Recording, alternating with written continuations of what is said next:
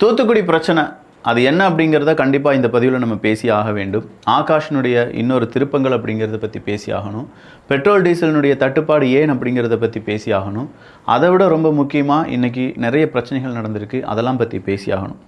ஆனால் தொந்தி டிவின்னு ஒரு டிவி இருக்குது. அந்த தொந்தி டிவியில் ஓய்த எழுத்துன்னு ஒன்று போடுவான். இந்த ஓய்த எழுத்து அப்படிங்கிறதுக்கான இன்றைய டிபேட் ஷோ என்ன தெரியுமா? என்டிஏவில் விஜய் வதந்தியா வாய்ப்பா அப்படிங்கிறது தான் தொந்தி டிவியினுடைய டிஸ்கஷன் பேனல் இன்றைக்கி உட்காந்து டிஸ்கஸ் பண்ண போகிறாங்க. உண்மையிலேயே தொந்திலாம் டிவி தான் வச்சுருக்கீங்களா இல்லை மாமா டிவி அப்படிங்கிற மாதிரி ஏதாவது லெவலுக்கு போயிட்டீங்களான்னு தெரில. இதில் சூரிய டிவி மட்டும் இதெல்லாம் செஞ்சிட்ருக்காங்கன்னு பார்த்தா தொந்தி டிவி இதெல்லாம் செய்யுதே சார், தொந்தி டிவி மட்டும்தானா, வேறு ஏதாவது டிவி சேனல்லாம் இருக்கான்னு பார்த்தா மக்கள் நீங்கள் தான் இதெல்லாம் பார்த்து கொள்ள வேண்டும். இது ஆழமான அரசியல் சதுரங்கம்.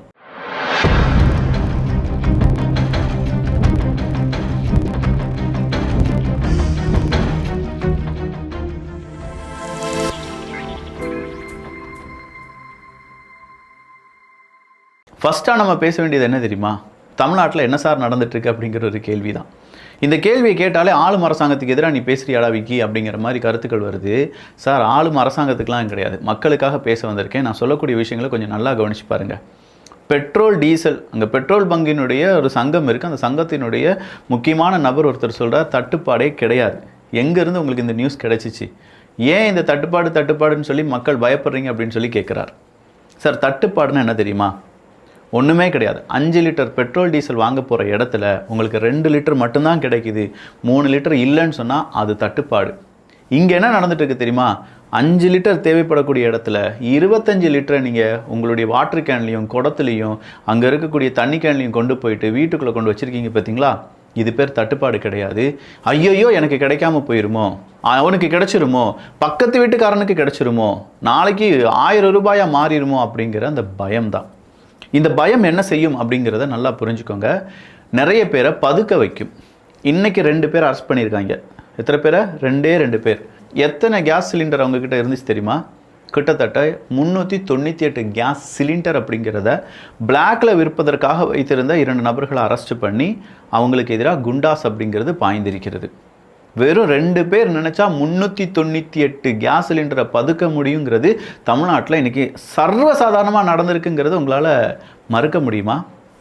எவிடன்ஸ் இருக்குது சார், சாலிட் எவிடன்ஸ் இருக்குது, நியூஸ் பேப்பர் நியூஸ் ஆர்டிக்கல் இருக்குது, எல்லாமே இருக்கிறனால தான் நான் பேசுகிறேன். அப்போ இதே மாதிரி எத்தனை பேர் இங்கே பிளாக்ல எல்லாத்தையும் மறைச்சிக்கிட்டு இருப்பாங்க? நான் சொன்ன மாதிரி 5 லிட்டருக்கு நீங்கள் 5 லிட்டர் வாங்க போய் 2 லிட்டர் தான் கிடச்சிச்சு அப்படின்னா தட்டுப்பாட்டில் இருக்கும். ஆனால் இன்றைக்கி என்னெல்லாம் செஞ்சிட்ருக்காங்க?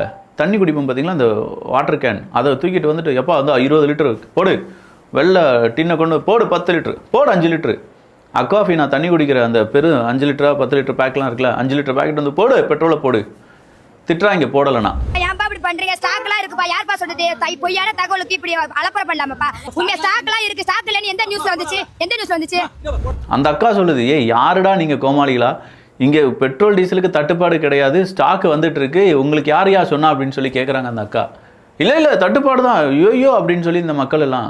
இங்கே இருக்கக்கூடிய சில அரசியல் வியாதிகள், இங்கே இருக்கக்கூடிய அறமற்ற ஊடகங்கள், இவங்கெல்லாம் சேர்ந்து பரப்பின இந்த பேனிக் இன்னைக்கு ஒட்டு மொத்தமாக பற்றி எரிகிறது அப்படின்னு சொல்லலாம். சரி, தட்டுப்பாடு வரதான் செய்யும், நான் இல்லைன்னு சொல்ல. அதுக்காக இவ்வளவு பேனிக்கா, அப்படி இவ்வளோ தட்டுப்பாடான்னு கேட்டால் அது இல்லை. எப்படி இல்லை நான் இவ்வளோ ஸ்ட்ராங்காக சொல்கிறேன்னா, எல்லார் கையிலும் 5 லிட்டர் 10 லிட்டர்னு சொல்லி பெட்ரோலும் டீசலும் போயிட்டே இருக்கு. எல்லார் கையிலும் பெட்ரோல் டீசல் போகிறது உங்களுக்கு வேணால் பெட்ரோல் டீசலாக தெரியும், என் கண்ணுக்கு அது வெடிகுண்டாக தெரியுது.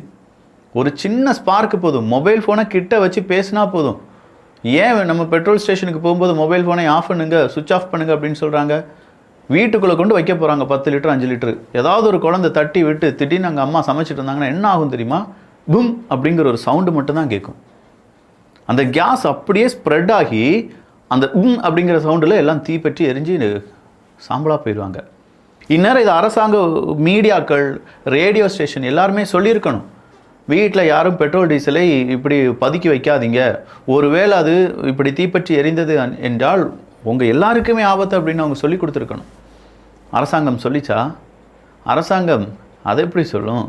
கூலி பாட்டை போட்டுட்டு முதலமைச்சர் அங்கே டான்ஸ் ஆடி பாட்டு பாடுறதை கேட்டுட்டு இருக்காரு. அந்த பக்கமாக தூத்துக்குடியை சேர்ந்த எல்லாருமே, எங்கள் சொந்தங்கள் எல்லாருமே போராடிட்டு இருக்காங்க. இந்த பக்கமாக டிஜிபி அவர் பாட்டுக்கு அவருடைய எக்ஸ்ப்ளனேஷனை கொடுத்துட்ருக்காரு. இன்னொரு பக்கமாக ஆகாஷ் மாதிரியான வாலிபர்களை அரசாங்கம் காவல்துறை அதிகாரிகளே காலை உடச்சி கொன்று போட்டுறாங்க அப்படிங்கிற செய்தி பரப்பப்பட்டு வருகிறது. ஆனால் திருமாவளவன் அவர்கள் உட்பட இதை பற்றி பேசுவாங்களா இல்லையா அப்படிங்கிற ஒரு கேள்வி எழுந்திருக்கிறது.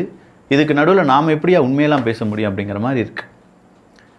அந்த தூத்துக்குடி சிறுமி மேட்ரு என்ன மாதிரி இருக்காங்கய்யா, என்ன மாதிரி இருக்காங்க? ஒன்றுமே இல்லைங்க. காலையில் எக்ஸாம் முடிச்சுட்டு அந்த குழந்தை வீட்டில் டாய்லெட் இல்லைன்னு சொல்லிட்டு காட்டுப்பகுதிக்கு போயிருக்கு. ஐயா, 75 வருஷ திராவிட கட்சிகளே ஆளுகின்ற எதிர்கட்சியாக இருக்கக்கூடிய எல்லா திராவிட கட்சிகளுக்கும் கை கும்பிட்டு ஒரே ஒரு விஷயத்தை கேட்டுக்கிறேன் ஐயா. டாய்லெட் இல்லாத வீடு இன்னும் நம்ம தமிழ்நாட்டுக்குள்ளே இருக்குது அப்படிங்கிறது இன்றைக்காவது உங்களுக்கு தெரிஞ்சிருச்சா? இன்றைக்காவது உங்களுக்கெல்லாம் புரிஞ்சிருச்சா? அரசியல்வாதிகள், அரசியல் வியாதிகள், எம்எல்ஏக்கள், கும்மல்ஏக்கள் எல்லாருக்குமே நான் கேட்குறேன். வீட்டுக்குள்ளே டாய்லெட் இல்லாததுனால வெளியில் போன ஒரு பொண்ணை காணலை, தேடுறாங்க. 10 மணி வரை தேடி 40 பேர் அங்கே இருக்கக்கூடிய கிராமத்தில் இருக்கக்கூடிய பெரியவங்க சின்னவங்க அப்படின்னு சொல்லி எல்லாம் தேடி பார்க்குறாங்க. காட்டுப்பகுதி தெரியும்ல, முள்ளாக இருக்கும். அங்கே போய் தேடி பார்க்குறாங்க, அந்த பொண்ணை கிடைக்கல சார் அப்படின்னு சொன்னோன்னே 10 மணிக்கு காவல்துறை அதிகாரிகள் காவல்துறையை நோக்கி போகிறாங்க. குடும்ப உறுப்பினர்கள்லாம் காவல்துறையில் போய் கம்ப்ளைண்ட் கொடுக்கும்போது ஒரே ஒரு சப் இன்ஸ்பெக்டர் இருந்திருக்கார். ஒரே ஒரு குறுக்கார் வருகிறார் வழிவிடுங்க அப்படின்னு சொல்கிற மாதிரி ஒரே ஒரு சப் இன்ஸ்பெக்டர் இருந்தாராம். இப்போ வேண்டாங்க, காலையில் 10 மணிக்கு வாங்க. ரொம்ப சாதாரணமாக அந்த குடும்ப உறுப்பினர்கள் கொடுத்த பேட்டி இருக்குது. அவங்க கொடுத்த பேட்டியை நீங்கள் பார்த்தீங்கன்னா ரத்த கண்ணீர் வந்துடும். நிறைய பேருடைய பேட்டியை நிறைய டிவி சேனலில் பார்த்துட்டு வந்து நான் இங்கே உட்காந்துருக்கேன். அவங்க கோபப்படவே இல்லை. அவங்களால கோபப்படுற மனநிலைமையில் அவங்க இல்லை. 10 மணிக்கு போனவங்களை பிடிச்சி அடுத்த நாள் காலையில் 10 மணிக்கு வந்து கம்ப்ளைண்ட் கொடுங்க அப்படின்னு சொல்லி விடுறாங்க. வேறு வழியே இல்லை. காலையில் நைட்டெல்லாம் தேடி பார்த்துருக்காங்க. அழுக அவங்க வீட்டில் சுற்றி ஃபோன் பண்ணிலாம் கேட்குறாங்க, ஃப்ரெண்ட்ஸ்டெல்லாம் கேட்குறாங்க, எங்கேயுமே கிடைக்கல. வண்டியில் போய் பார்க்குறாங்க, 2 வீலரில் சைக்கிளில் கத்துறாங்க. இங்கேருந்து அந்த குழந்தை பேரை சொல்லி கத்துறாங்க. எங்கேயுமே அந்த குழந்தை சவுண்டு கூட கிடைக்கல, ஒரு சின்ன க்ளூ கூட கிடைக்கல. ஏன்னா தேடினதெல்லாம் சாதாரண மக்கள், அங்கே இருக்கிறவங்க. இன்றைக்கி தான் நம்ம டிஜிபி சொல்கிறாரு, அது ஒரு ரிமோட் ஏரியாங்க, அதனால் வெளியிலேருந்து யாரும் உள்ளே வந்திருக்க மாட்டாங்க, உள்ளக்கே அந்த உள்ளூர்காரன் எவனையாக தான் இருக்கும் அப்படின்னு சொல்லி இன்னும் விசாரணையே முடியல. அதுக்குன்னா வெளியிலேருந்து யாரும் வந்திருக்க மாட்டாங்க அப்படின்னு சொல்லி இப்போயே அவர் சொல்ல ஆரம்பிச்சிருக்கார். சரி, என்னாச்சு? அடுத்த நாள் காலைல 10 மணிக்கு அந்த போலீஸ் ஸ்டேஷனுக்கு போகும்போது, நீங்கள் இந்த வழக்கு இங்கே போடுறீங்க, குழந்தைக்கு 17 வயசு தான் ஆயிருக்கு, அதனால் நாங்கள் இந்த வழக்கு எடுக்க முடியாது, விளாத்திக்குளம் மகளிர் போலீஸ் ஸ்டேஷனுக்கு போங்க அப்படின்னு சொல்லி அனுப்பிவிட்ருக்காங்க. சார், இதை நேற்று நைட்டே சொல்லியிருக்கலாம்ல சார், ஏன் சார் அப்படின்னு சொல்லிட்டு போகிறாங்க. இதெல்லாம் கேட்டிருக்க மாட்டாங்க. ஏன் சார் அப்படிலாம் இவங்க கேட்டிருக்க மாட்டாங்க. பாமர மக்கள் அவங்க என்ன கேட்டிருப்பாங்க? நேராக விளாத்திக்குளம் அங்கே இருக்கக்கூடிய காவல்துறை அதிகாரிகள், மகளிர் காவல்துறை அதிகாரிகள்கிட்ட போகும்போது, அதெல்லாம் அங்கே எடுக்க மாட்டேன்னு சொல்லிட்டாங்களா, இங்கே தான் எடுக்கணுமா, பொண்ணை எங்கேயா ஓடி போயிருப்பாப்பா அப்படின்னு சொல்லி அவங்க அப்பாட்டையே சொல்லியிருக்காங்களாம். அவங்க அப்பா கதறார், என் பிள்ளையை பற்றி தப்பாக பேசினாங்க அப்படின்னு சொல்கிறார். அதன் பிறகு கம்ப்ளைண்ட் எழுதித்தாங்க, இந்த கம்ப்ளைண்டில் இதெல்லாம் சரியில்லை, இதை வெட்டுங்க, இல்லை இந்த லைன் சரியில்லை பார்த்துக்கோங்க, இதை வெட்டுங்க, இந்த லைனை சேர்த்துக்கோங்க அப்படின்னு சொல்லி 3லேருந்து 4 மணி நேரம் கம்ப்ளைண்ட்டை அங்கே வாங்குறதுக்கு அவங்க டைம் எடுத்திருக்காங்க. கம்ப்ளைண்ட் வாங்கி படித்த பிறகு, இல்லை இப்போ நீங்கள் இந்த கேஸை அங்கேயே முதல்ல ஒரு காவல்துறை அதிகாரிகள்கிட்ட போனாங்க, இங்கே அனுப்பிவிட்டாங்கல்ல, மகளிர் காவல் நிலையத்துக்கு போங்க, அந்த காவல் நிலையத்துக்கே கொண்டு போங்க அப்படின்னு சொல்லி அந்த காவல் நிலையத்துக்கே கொண்டு போக சொல்லியிருக்காங்க. என்ன சார் இப்படி அறக்கழிச்சிட்டு இருக்கீங்க? இப்போ 10 மணின்னு சொன்னீங்க, இப்போ ஒரு 2 மணி 3 மணி ஆயிடுச்சு, என் குழந்தை என்ன ஆச்சு சார் அப்படின்னு சொல்லும்போது, குழந்தைய கண்டுபிடிக்கிறாங்க. இவங்க கண்டுபிடிச்சாங்களா, அங்கே கிராமத்தில் உள்ளவங்க கண்டுபிடிச்சாங்களான்னு தெரியலன்னு வச்சுக்கோங்களேன். குழந்தைய கண்டுபிடிச்சிட்டாங்க அப்படின்னு சொன்னோன்னே சடலமாக மீட்கிறாங்க. மூஞ்சிலலாம் அடி. எனக்கு அங்கே இருக்கக்கூடிய ஒரு நிருபர் அப்படியே லைவ் ஃபோட்டேஜ் அனுப்பி தந்தார் நேற்று நைட்டு. பார்த்துட்டு அந்த குழந்தையினுடைய உண்மையான ஃபோட்டோலாம் பார்த்துட்டு என்னால் தூங்க முடியாத நிலைமைக்கு போயிட்டேன். என்னடா இப்படி நடந்துட்டுருக்கு அப்படின்னு சொல்லிட்டு அங்கே இருக்கக்கூடிய கிராம மக்கள்லாம் ஆவேசமாக ரோட்டில் இறங்கி போராடும் போது அங்கேருந்து ஒரு காவல்துறை அதிகாரி விறுவிறுவிறு ஆறார்.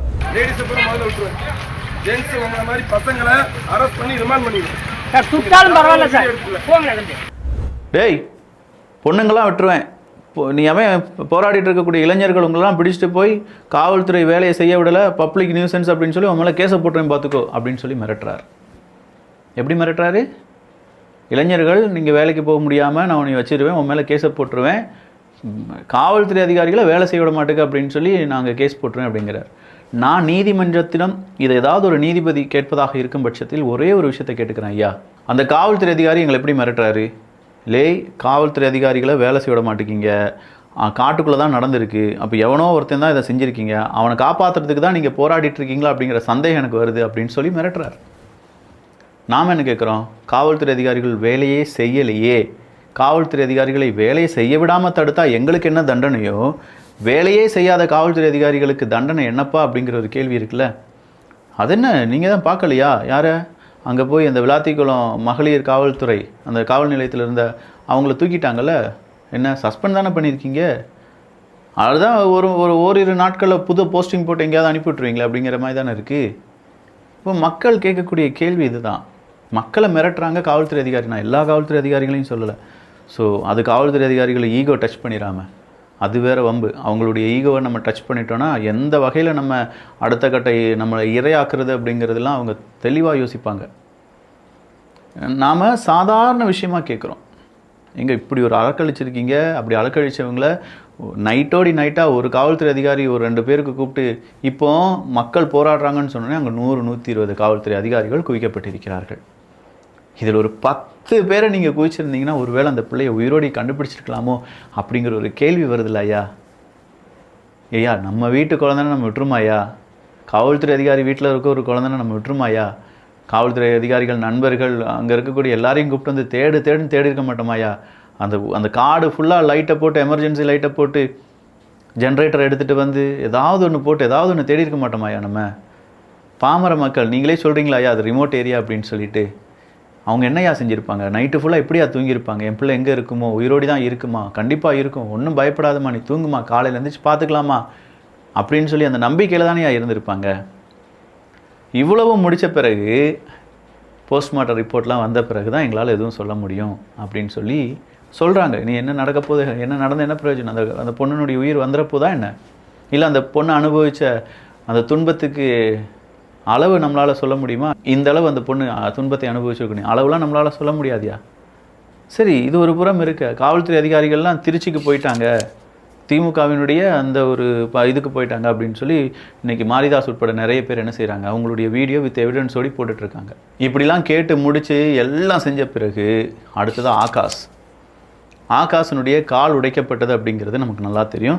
கடைசியாக மெஜிஸ்ட்ரேட் முன்னாடி அவங்க கொடுத்த வாக்குமூலம், அந்த பையன் கொடுத்த வாக்குமூலமாக என் கரண்ட காலுக்கு நடுவில் ஒரு கல், அந்த பின்னாடி ஒரு கல், ஈர சாக்கை போட்டு ஒரு கம்பியை வச்சு கண்ணை மூடி அடித்தாங்க, கால் உடஞ்சிருச்சு, ரத்தம் வந்துட்டு இருந்துச்சு, மதுரை ஹாஸ்பிட்டலு, மதுரை ஏதோ ஹாஸ்பிட்டலுக்கு என்னை கொண்டு போனாங்க, அதுதான் எனக்கு தெரியும் அப்படின்னு சொன்ன அந்த பையன் இறந்துட்டான். இதை பற்றி பேசுகிறதுக்கு நமக்கு சரியான நேரம் இல்லை. காரணம் என்டிஏ கூட்டணியில் விஜய்,